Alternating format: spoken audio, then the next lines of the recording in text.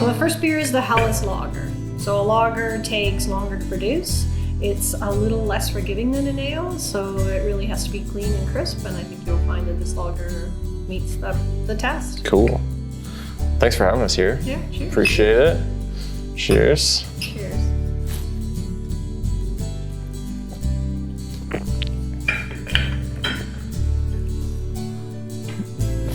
That's very good. It is really crisp, eh? It's very different from the ale. Like a lot of people seem to be super into ales, but I just like a good lager sometimes too, which is nice. So usually what we talk about is like how people got started and like how they got to where they are now. But you guys being, you know, where you are and also having the hop farm seems like it would be a wildly different story than most of the breweries that we've talked to. So like, what's the process like going from like hop farm to now being like this on-farm brewery? Well, we had started growing hops when we were homebrewing, and we had a test garden and we, you know, had a bunch of different varieties. Some of them worked well, some of them struggled. So we put in the first section of the commercial yard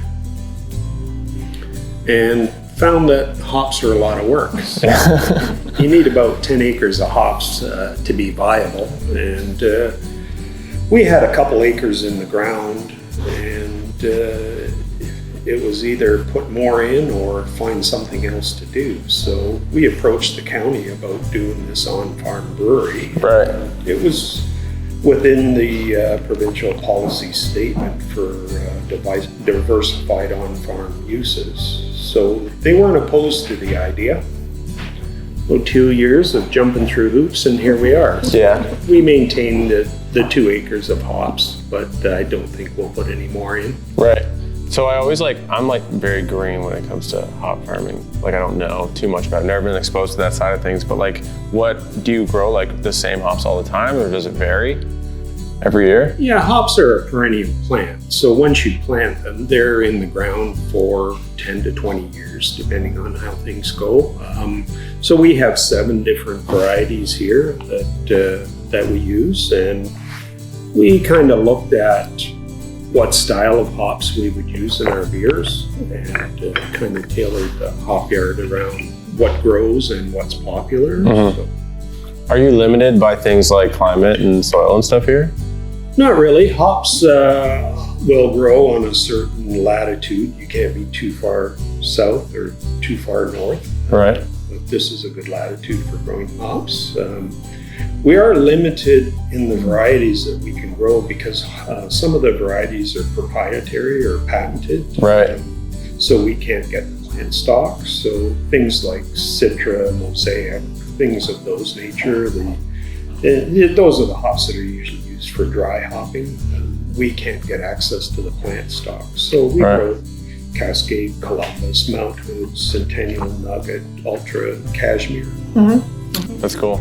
That's like a very wide range too, right? Yeah. And then 85% of the hops in the beer are from the farm. Oh, cool. So as much as possible, we use the local hops, like our hops in the beer. Right. But again, like Harold said, there are some hops that we just can't grow. Right. And so I know that you guys talked originally about like expanding the nursery to include like grains and fruits and berries, right? And then you had your pilot garden come out. Is that like the beginning of the original plan to do that? Yeah, I guess that's where it started. At the end of the hop rows, we grow raspberries now, and we use the raspberries in our beer. But we grow some rhubarb as well, and we've done a rhubarb beer. So we want to expand more on the fruits and vegetables side of things. So this is our dry hop kettle sour. You'll notice that the taste in this beer is a little bit citrusy, and that's from the dry hopping with our Cascade hops. So you'll notice that you'll smell it. And kettle sours are easy to brew, I guess, because you end up boiling off all the additives or the bacteria. Bacteria. Yeah. So it's a safe way to do a sour. So it's a safe way to do a sour. So there are some sours that are a little bit more risky, and this is a safer sour. And I'd call this a gateway or introductory sour. It does have a lot of tartness on the end of it too, though. It's nice. So we typically split the sour We make a full batch. Half of it goes on to be the dry hop kettle sour, and the other half we add a fruit. Like your raspberries or rhubarb, right? Yeah. That's really cool. So we've done mangoes, raspberries. Last Christmas we did a clementine sour. That's really cool. Yeah. Well, I was going to ask, like, you kind of touched on it a minute ago, but I was going to ask, like, you guys have homegrown ingredients, but then you also use local ingredients as well, right? Like, we talked about the Smile Tower coffee roasters, but like, how much of any given beer has either local or homegrown ingredients? It varies. Most of the base malts that we use in our beer are Canadian malts, but some of the specialty malts come from Germany, the US, places like that. Obviously, the mangoes that we use in the sour aren't local. They're not growing up back. Yeah, but we do Saskatoon berry wheat beer, and the Saskatoon berries come from a farm not far from here. We have a barrel-aged strawberry sour in the works right now. It's aging, and the strawberries came from Brantwood Farms just up the street here. So what we do is we prioritize local. Yeah. You just can't have everything local, but as much as possible we prioritize. So the farm is first, and then sort of, as much as possible local, and then beyond there. Yeah, I imagine it would be like a little limiting, like given like what's around here, right? If you just wanted to use local or homegrown. Yeah, you would be limited for sure. Yeah. All our yeast comes from a local supplier, cool. Escarpment Labs here in Guelph. Right, yeah. And, very nice company to work with, and good product and local. So you guys started the hop farm in 2015, right? And then slowly started to work on zoning and stuff for this place. Was that always the plan, to go from hop farm to brewery? I know you talked about it a bit, but or did that come like after as a result of wanting to get more involved with that came after. We had a good portion of the hop yard in when we came up with that brainwave. Yeah, that's really cool. And you were homebrewing before you started Steel Wheel, obviously, right? That's correct, yes. How long have you been homebrewing before? We had been homebrewing about 5 years before we started the brewery. That's really cool. And what beers were you typically brewing? Were like similar to what we have here? Yeah, we dove right into it, and we would have a constant offering of 7 or 8 beers. So as people came over, we'd actually produce a menu, and that's really cool. Different variations on the go. Yeah. So then I know that your beers are like always rotating through and changing either slightly or completely, but how would you describe Steel Wheel beers for someone that's never been here? Like, do you have a style that you specialize in, or just like to jump around to different flavors and varieties? I wouldn't say we have a style we specialize in. I think how I would describe them is usually there's something on tap for everyone's palate, and that the flights are generally a nice trip around the world. So you don't get sort of that same flavor in all our beers.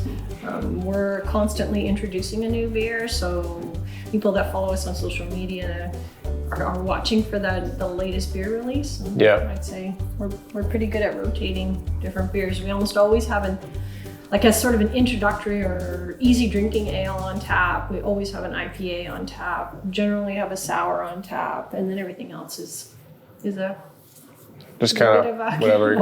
Just whatever we feel like brewing at the time. Yeah, this is our New England IPA. It's hazy, very juicy, hop forward. It's dry hopped with caliente hop, so not a hop that we grow on the farm here, but the bittering hops that are used in the beer are our hops.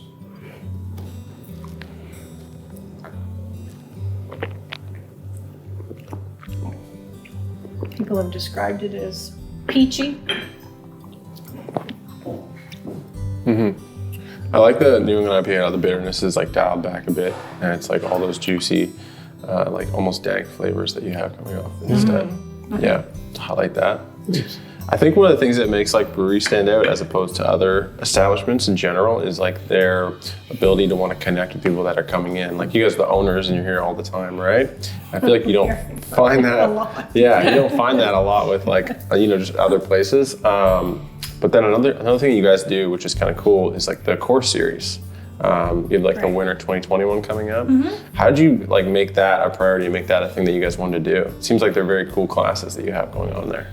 Well, it's all about our community. So this is something that we kind of give a little bit back. They're really not a money-making thing, but it's a fun thing to do, and we get people out, and you learn a little bit of something for the evening. You don't have any homework, you don't have any prep work, and you go away, you've had a pint, and it's a good time. Winter goes a little faster because people look forward to the next sort of course that we're doing. Right. And so we did the 2019 winter course series, and we're planning the 2020 series now. So before, I remember reading there's like basic, I mean, one of them was like basic knife skills, right? And then like macrame, and they're not all related to beer, which I think is pretty cool. No. No, they're not generally. We did do a beer sensory course, so sort of the off flavors in beer. We did that, but yes, we did some cannabis courses. We did, like you said, knife skills. We did a butchering course, macrame. So trying to look at a wide range of topics. So people really like the one and done idea. Yeah. They came in, they learned something, they met new people, and then that's really they cool. look forward to the next one. So yeah.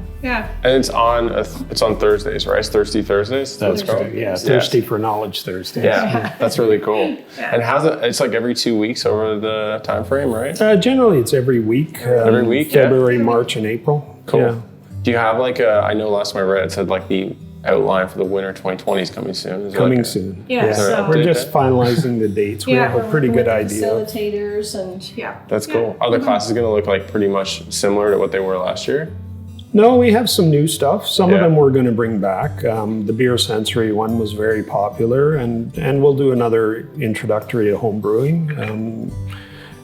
But most of them will be.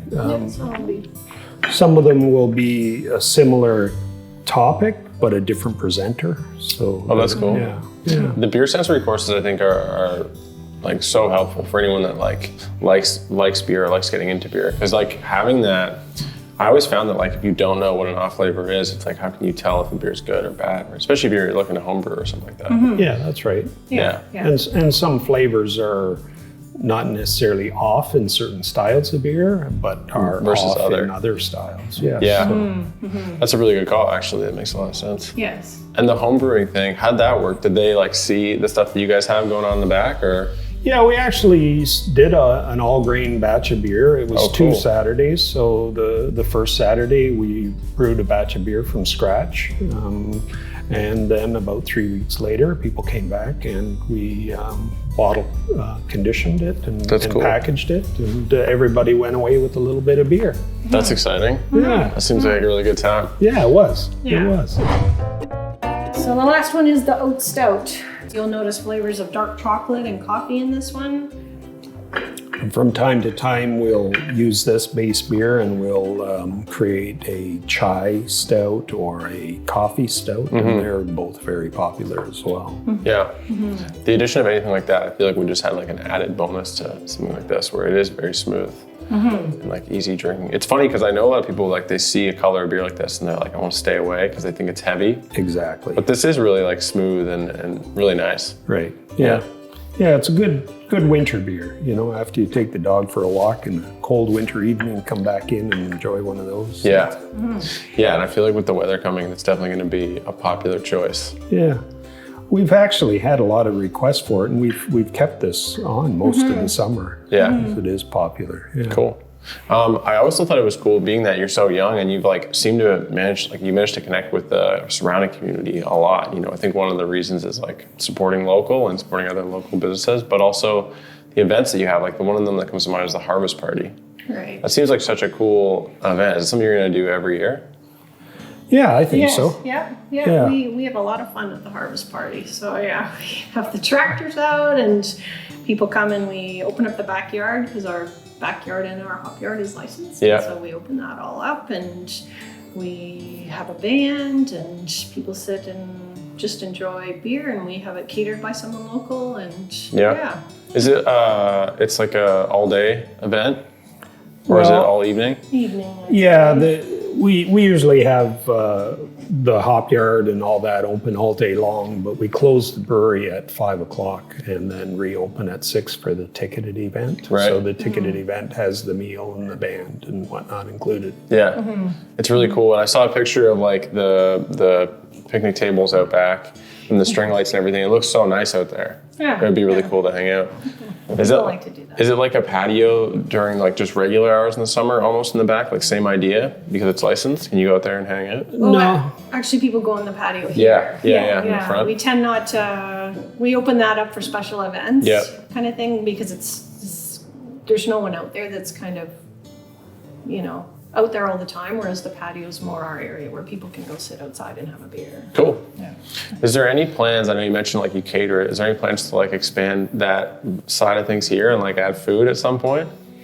Actually, our zoning prohibits us from on-site Oh, yeah? food preparation, yes. Because That must we're be an pretty nice, on-farm actually. brewery, we have a special zoning. Yeah. And we have, that's one of the conditions. So we couldn't even have a food truck here because that's food Right. prepared on-site. So Right. people are welcome to bring food here, and quite often people will meet and have a potluck or charcuterie or something like that. That's really cool. Yeah. Sweet. I always want to know too, the steel wheel thing, that came from like a previous interest or I guess current interest, right? In steam engines, right? Absolutely. Yeah, we have several antique tractors and 2 steam-powered tractors and several dozen stationary engines that we had gone to historical shows and fall fairs and parades with for years and years. Yeah. So it's been a big part of our life for decades. So we just incorporate that into the business. Yeah. That's very fitting. That's cool. Yeah, and it fits the vibe of like what this place is and what it looks like and the atmosphere here too. Yeah, it So has nice. kind of goes along with the agricultural aspect Yeah. of our brewery. Cool. Thanks for having us. That was painless and easy. You guys are naturals. That's perfect. Thank you so much. Yeah, you're Appreciate welcome. it. Yeah, Thank you. very good.